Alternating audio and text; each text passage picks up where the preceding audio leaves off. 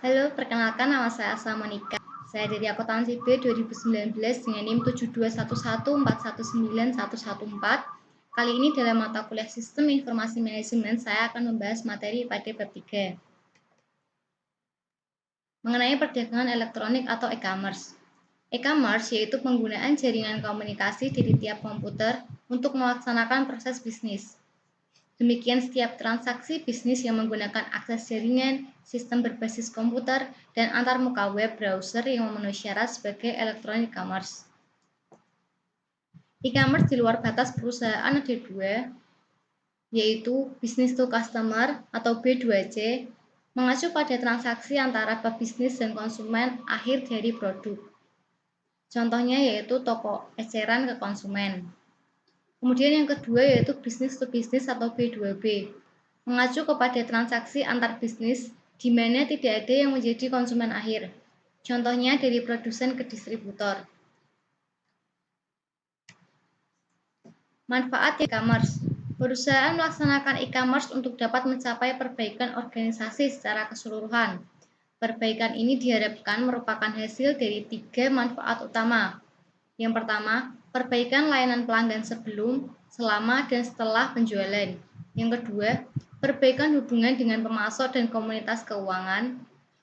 Lalu yang imbal hasil ekonomis atas pemegang saham dan investasi pemilik.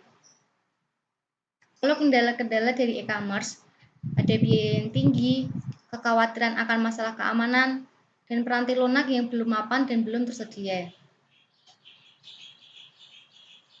Lalu apa saja ruang lingkup dari e-commerce? E-commerce bersifat dinamis dan ruang lingkupnya dapat berubah dalam waktu yang hanya beberapa bulan. Sejumlah ragam pengaruh ekonomi dari industri ke industri, tetapi e-commerce sekitar 94% B2B, sisanya 6% B2C. E-commerce diramalkan akan berkembang antara 5% dan 15% setiap tahunnya. Walaupun lambat, perkembangan tertinggi e-commerce sepertinya akan berlanjut untuk beberapa tahun ke depan. Jalan menuju e-commerce. Ketika sebuah perusahaan merasa bahwa manfaat yang diharapkan lebih besar daripada biaya dan memutuskan untuk mengimplementasikan e-commerce, perusahaan menyadari bahwa implementasi yang akan dilakukan bisa jadi merupakan suatu pekerjaan yang besar. Rencana bisnis strategis akan membakukan komitmen untuk menggunakan e-commerce guna meraih keunggulan kompetitif.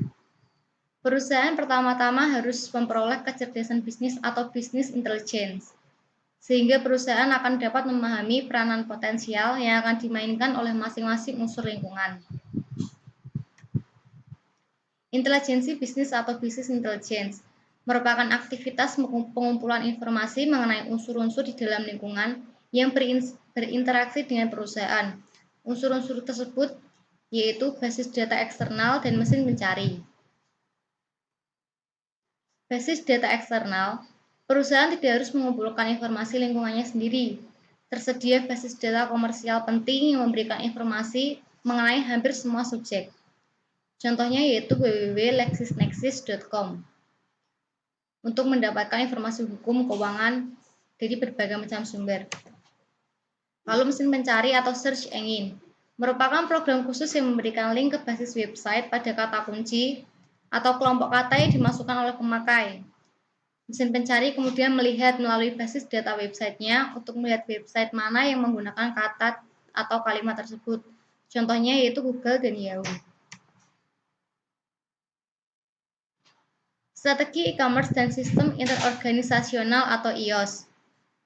IOS dibentuk melalui hubungan dengan perusahaan lain sehingga mereka dapat bekerja sama sebagai unit terkoordinasi. Ini memungkinkan mereka mencapai manfaat yang tidak dapat dicapai jika sendiri. IOS merupakan landasan e-commerce. Manfaat IOS ada dua, yaitu efisiensi komparatif dan kekuatan penawaran atau bargaining power. Efisiensi komparatif ada dua, yaitu efisiensi internal dan interorganisasional. Sedangkan kekuatan penawaran diperoleh dari 3 area dasar, yaitu fitur produk yang unik, menurunkan biaya yang berhubungan penelitian, meningkatkan biaya perpindahan. EDI atau Electronic Data Interchange terdiri atas transmisi data langsung komputer ke komputer dalam suatu format struktur yang dapat dibaca oleh mesin. lalu extranet atau cara lain untuk membuat iOS. Cara ini memungkinkan dibaginya informasi yang sensitif dengan perusahaan lain dengan menggunakan teknologi informasi. Lalu pengaruh penerapan. 4 faktor yang menentukan apakah perusahaan akan mengambil langkah proaktif atau reaktif, yaitu tekanan kompetitif, penggunaan kekuasaan, kebutuhan internal, dan dukungan manajemen puncak. Manfaat tidak langsung iOS. Antara lain mengurangi kesalahan, menurunkan biaya, meningkatkan efisiensi operasional, meningkatkan kemampuan untuk bersaing, memperbaiki hubungan dengan sekutu dagang, dan memperbaiki layanan pelanggan. Penjualan maya versus penjualan campuran.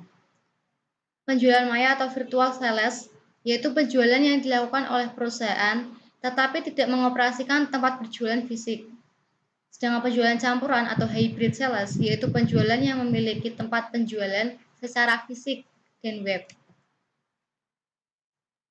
Lalu saran-saran keberhasilan penggunaan internet yaitu yang pertama pastikan situs web Anda kuat, lalu pastikan browser dan struktur basis data Anda fleksibel maupun intuitif. Yang ketiga menekankan isi, lalu sering diperbarui atau update, melihat di luar pelanggan, dan tunjukkan isi pada kebutuhan spesifik pengguna. Dampak internet pada bisnis yang akan mendatang, e-commerce B2B tidak berdampak pada pelanggan, tetapi harga yang lebih rendah dan layanan pelanggan yang lebih baik yang dimungkinkan oleh B2B adalah hal yang membuat organisasi bisnis kompetitif. Sekian presentasi dari saya, apabila ada salah kata, saya mohon maaf. Terima kasih.